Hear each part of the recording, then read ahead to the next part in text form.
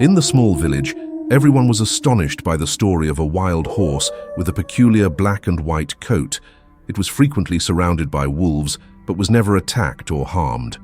Driven by both curiosity and skepticism, Nathan, an experienced hunter, spent an entire day tracking it and was utterly shocked when the truth was finally revealed. When the villagers first stumbled upon the abandoned horse, they thought it prudent to capture it and return it to the stable from which it had likely escaped. Wandering alone in the cold Alaskan woods is not a place for any creature, but their perceptions shifted when they noticed the wolves surrounding the horse. As they approached, the wolves responded defensively, growling and baring their teeth. Alarmed, the villagers abandoned their rescue mission and hurried back to the safety of the village, assuming the wolves would feast on the horse. To their surprise, no such attack occurred. The villagers were left baffled. With the brutal winter raging on, reports of wolves attacking livestock, and occasionally humans, had circulated throughout the state. Hunger had driven the creatures to desperation. One villager, struck by the strangeness of the encounter, proposed an explanation. Perhaps the wolves had recently secured a large kill and were still sated, choosing to spare the horse as a future food source. Later, the horse wandered back into the forest, with the wolves trailing close behind. Its unflappable demeanor perplexed everyone who had witnessed the event. For many, this was assumed to be the last they'd see of the horse, but they were mistaken. The villagers debated the morality of intervening in such a rare natural phenomenon. Was it right to interfere and attempt to rescue the horse? They couldn't agree. Instead, they decided to canvass the area to determine if anyone nearby had lost a black and white horse. To their astonishment, no one claimed ownership of the animal. Frustrated and intrigued, the villagers eventually reached Margaret, an older woman known for her long walks along the forest ridge.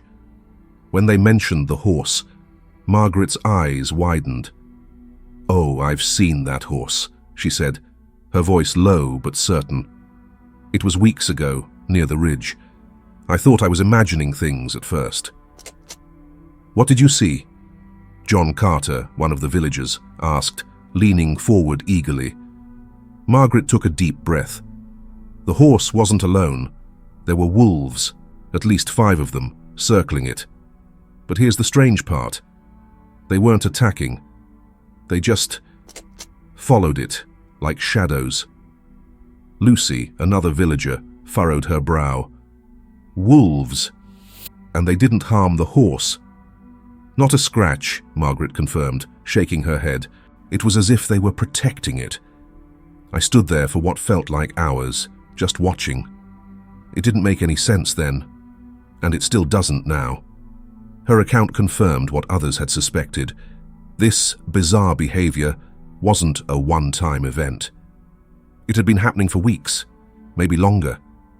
The revelation stirred the villagers further, leaving them more determined than ever to uncover the truth. The next day, John Carter, Lucy, and another curious resident decided to track the wolves themselves. As they trudged through the forest, Lucy voiced what they were all thinking. "Do you think Margaret could have been mistaken?" she asked, her voice cutting through the crisp morning air. "Maybe the wolves were just waiting for the right moment to strike." John shook his head. "If they wanted to kill the horse, they'd have done it long ago. There's something different about this." Hours later, to their amazement, they stumbled upon the very scene Margaret had described. The black and white horse stood at the forefront, calm and composed, while a pack of wolves trailed behind it, maintaining a respectful distance. The trio froze, watching in awe as the animals moved together in an uncanny harmony. Peter whispered, "This can't be real. Wolves don't do this." "Apparently they do," Lucy replied softly, fumbling for the camera she'd brought along. "Let's make sure the world knows about it." The group carefully snapped photographs, ensuring every angle captured the strange dynamic. As the animals disappeared deeper into the forest, Lucy lowered her camera and exchanged a look with the others. "We have to share this," she said firmly. The trio returned to the village, their minds spinning with questions, but one thing was clear. They had witnessed something extraordinary, a natural phenomenon that defied logic and challenged everything they thought they knew about predator and prey. When Nathan, a young hunter, stumbled upon the photographs online, they immediately grabbed his attention. Initially, he suspected the images were manipulated, perhaps digitally enhanced or part of an elaborate hoax. But after scrutinizing countless angles and verifying the consistency in the visuals, he became convinced of their authenticity. Realizing the uniqueness of this phenomenon, Nathan felt an uncontrollable urge to uncover the mystery behind this unexpected bond between predators and prey. The thought consumed him, transforming into an obsession he could not shake. What exactly was happening in those dense, frigid woods nestled among the Alaskan mountains? The question gnawed at him until he could bear it no longer. Gathering his hunting gear, Nathan embarked on a 4-hour drive to the remote village where the story originated. Outwardly, he framed his journey as one driven by curiosity, a passion for animal behavior. He assured anyone who asked that he merely wanted to observe and understand the events unfolding in the wilderness. In truth, his intentions ran deeper. Nathan envisioned capturing the majestic horse as a trophy, a rare and unparalleled addition to his collection. The notion of slaying the so-called Wolf King would cement his reputation among hunters. The idea of such a conquest had already become the stuff of local legends, passed down through whispers in family circles and among friends. Determined to keep his plans discreet, Nathan opted for accommodations in a motel several miles away from the village, ensuring he remained under the radar. The next morning, before dawn broke, he readied himself to venture into the forest. He knew that waiting for the animals to reappear near the village would only draw unwanted attention. It was vital to act swiftly and complete his mission without interference. As he trekked deeper into the woods, Nathan noticed an eerie silence enveloping the area. The forest felt deserted, almost lifeless. The quiet was unsettling, a stark contrast to his childhood memories of vibrant wilderness. A seasoned hunter, Nathan could easily sense when something was amiss. Of course, he reasoned, the extreme cold likely drove most animals to hunker down, avoiding the biting frost. Yet the absence of any signs of life, no rustling in the underbrush, no distant calls, struck him as peculiar. He paused, his keen instincts urging him to listen intently. Minutes passed as he stood motionless, attuning himself to the faintest sound. Then, the howls began. At first, they were distant, mere whispers on the icy wind. But Nathan, with his trained ear, discerned subtle variations in the calls. These weren't random howls echoing through the night. They carried purpose, signaling the presence of the very pack he sought. The wolves were near, and his hunt was about to begin. Nathan realized the howls signaled something unmistakable. A pack of wolves was nearby. Not just any wolves, though. These were the ones that had seemingly adopted the strange black and white horse into their ranks. Wolves' territories were vast and wild, stretching across miles of unspoiled land, and this discovery was monumental. For Nathan, it wasn't just an encounter, it could be the kill of a lifetime. A trophy like this would elevate his reputation within the hunting community. He could already picture the envy in the eyes of his peers as they admired his daring accomplishment. But there was a complication. The wolves seemed to be moving closer to the village. If the horse wandered too near civilization, people could witness Nathan taking the shot. That couldn't happen. If anyone saw him, it would ruin everything. He needed a new plan, one that prioritized both speed and discretion. With resolve hardening in his chest, Nathan took off running through the forest, chasing the eerie echoes of the howls. The run was risky. Each hurried step sent echoes of his presence ricocheting through the quiet woods. The crunch of snow and snapping twigs could alert the wolves, or worse, frighten them away. Still, It was a gamble Nathan had to take if he wanted any hope of success. He pressed on, racing through the dense underbrush until he caught a glimpse of what he sought. It didn't take long. Soon enough, he spotted a massive figure moving gracefully between the trees. Nathan froze. Had the animal seen him too? From what little he could make out, it was unmistakable. The black and white coat of the mysterious horse everyone had been talking about. He crept closer, careful not to make a sound, until he could take in the entire scene. There it was. The horse stood amidst 4 wolves, their predatory bodies circling it like shadows in the snow. Yet, the horse remained utterly calm. It showed no fear, no sign of tension, as if it trusted the wolves entirely. Equally strange, the wolves displayed no aggression toward the horse. They seemed almost protective of it, a concept so baffling it left Nathan momentarily stunned. He had seen enough to know this was no ordinary encounter. Lowering himself slowly to one knee, he raised his rifle and peered through the scope. Getting a clean shot was proving nearly impossible. The horse's movements and the dense trees were constant obstacles. Nathan understood he had only one chance. He needed to act fast. But if he missed, the crack of the rifle would surely spook the entire pack, and perhaps even provoke them. These wolves were behaving strangely enough that Nathan couldn't rule out the possibility they might attack. Nathan deliberated, coming to a chilling conclusion. Whether or not he succeeded in killing the horse, the wolves would remain unharmed. He had to find a position where he could aim precisely, a spot that would also shield him from retaliation should the wolves turn hostile. Without such a vantage point, there was no guarantee he'd leave the forest alive. Surveying the area, he found no suitable cover at first. The horse appeared to be resting, and the wolves lay quietly around it, showing no signs of leaving any time soon. Then Nathan noticed it, a sturdy tree nearby, its branches low enough to climb. It seemed perfect. From up there, he could get a clear shot at the horse while remaining out of the wolves' reach.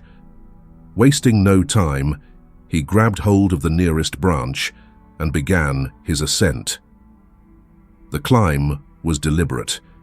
Each movement was careful, precise, ensuring he didn't make too much noise. Once he reached a steady perch, Nathan paused to observe.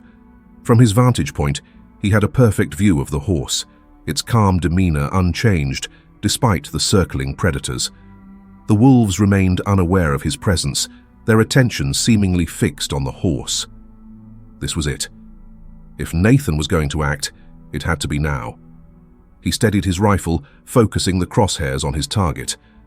The special scent-proof gear he wore ensured the animals wouldn't detect him, and he took a deep breath to steady his nerves. All of them seemed preoccupied with something Nathan couldn't quite grasp. The branches supporting his weight appeared sturdy enough, offering him the stability he needed. Slowly, he raised his rifle, aligning the scope with his right eye, preparing for the perfect shot. Just as he steadied his aim, an unfamiliar sound disrupted the silence. At first, it was faint and hard to locate, but it persisted, growing louder and closer with every passing moment. Nathan scanned the surroundings, his sharp eyes searching for movement, yet there was none. The noise intensified, an inexplicable presence closing in, until the branches beneath him gave way. With a sharp crack, he plummeted to the snowy ground below. He shut his eyes tightly, bracing for the worst, accepting that this might be his end. But fate, it seemed, had a peculiar sense of humor. The thick blanket of snow cushioned his fall, sparing him from serious harm. He lay stunned, shaken, but intact, feeling only the dull ache of a few bruises. Relief washed over him, fleeting and fragile, as the howling of wolves pierced the air. There was no mistaking it. They had heard him fall. Likely, they had seen him too. Slowly he raised his head from the snow, only to find himself face to face with the wolves. Their bared teeth reflected their intentions, unkind and ominous. Nathan expected them to attack, but the strike never came. Instead, the wolves parted, creating a path for the horse. which now approached him with deliberate steps.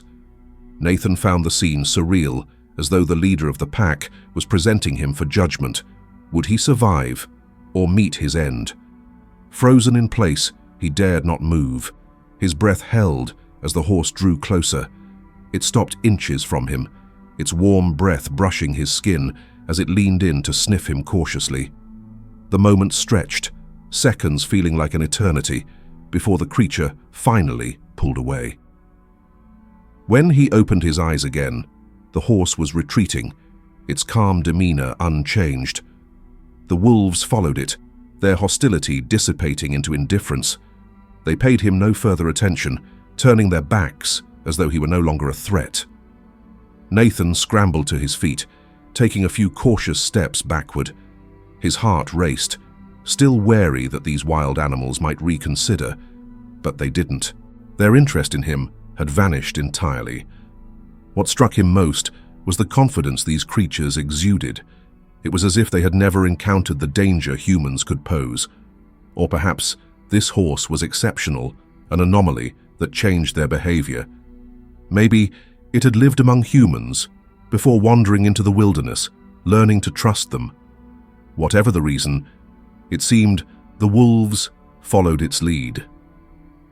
Nathan's curiosity deepened, his mind spinning with questions about the unique bond between these animals. He resolved to follow them at a safe distance, careful not to alarm the group. For the next hour, he trailed behind, his presence unnoticed or perhaps ignored. What he saw next finally made sense of everything. One of the wolves stopped suddenly, its ears twitching as it let out a low, deliberate howl. The rest of the pack gathered, their attention focused on a particular spot in the snow. Nathan realized they had picked up the scent of a carcass buried beneath the thick layers of snow, perhaps a deer or another unfortunate animal that had succumbed to the brutal winter. But as the wolves began to scratch at the snow, their progress slowed. The snow had hardened into an icy crust, too dense for their claws to penetrate. It was then that the horse stepped forward. With deliberate movements, it began pawing at the snow, its powerful hooves breaking through the icy layers with ease. Nathan watched in astonishment as the animal methodically cleared the snow, revealing a frozen deer beneath. The wolves immediately descended upon the carcass, tearing into the long-buried meal with ravenous urgency. Nathan stayed hidden, his breath fogging in the icy air. The wolves had finished their meal, their postures relaxed as they regrouped around the black and white horse. Nathan thought they might soon disappear into the forest, but then the atmosphere shifted. The horse suddenly lifted its head, its ears flicking toward a faint sound in the distance. Nathan strained to hear but caught nothing at first. Then, a soft rustle, a movement far too deliberate to be caused by the wind. The wolves noticed it too. One by one, their ears pricked, and they turned toward the source of the noise. Emerging from the shadows of the trees was a lone wolf. Its fur was mottled with patches of dirt, and its gaunt frame spoke of weeks without a proper meal. Nathan immediately recognized it as an outsider, a rogue. Lone wolves were often driven away from packs due to aggression or weakness, and they posed a significant threat to any group they encountered. The rogue wolf's yellow eyes locked onto the horse, its gaze sharp with desperation. A low growl escaped its throat as it crept closer. Nathan's hand instinctively tightened around his rifle, but he hesitated. The pack had already begun to react. The wolves surrounding the horse moved swiftly, forming a defensive line between the intruder and their companion. Their growls deepened, teeth bared in a unified display of menace. The horse didn't flinch. Its calm demeanor remained unchanged, as if it trusted its protectors completely. The rogue wolf hesitated, its gaze darting between the pack and the horse. It paced back and forth, testing their resolve, its growls growing louder. But the pack didn't falter. Instead, the largest of the wolves, a hulking alpha with a thick grey coat, took a deliberate step forward, snarling fiercely. The standoff felt endless to Nathan, each second stretched by the tension in the air. Finally, the rogue wolf let out a frustrated bark and slunk back into the forest. The pack remained in their defensive positions, watching the trees long after the rogue had disappeared. Only when the forest fell silent again did the wolves relax, returning to the horse's side. Nathan exhaled a breath he hadn't realized he was holding. This wasn't just a group of predators, it was a family, and the horse, against all odds, had become a part of it. Nathan lowered his rifle, the decision clear in his mind. He couldn't disturb what he had just witnessed. This wasn't something to be claimed or conquered. It was a reminder of the fragile and extraordinary connections that could exist in the wild, beyond human understanding. Nathan was struck by the realization. This wasn't a chance encounter. The wolves relied on the horse to access food they otherwise couldn't reach. In return, they offered it protection from other predators and threats in the wild, including humans. This was a symbiotic relationship born not out of instinct alone, but of necessity, a partnership forged in the unforgiving wilderness. The scene challenged everything Nathan thought he knew about the natural order. Wolves, apex predators, working alongside a prey animal, and the horse, typically skittish in the presence of predators, standing boldly among them as an equal. It was an extraordinary display of adaptation and survival. Seeing the mutual dependence between these vastly different creatures made Nathan question everything he had come here to do. Was another trophy truly worth it? Or was it more important to let these animals preserve the delicate bond that had formed between them? Deep down, Nathan knew what he had to do.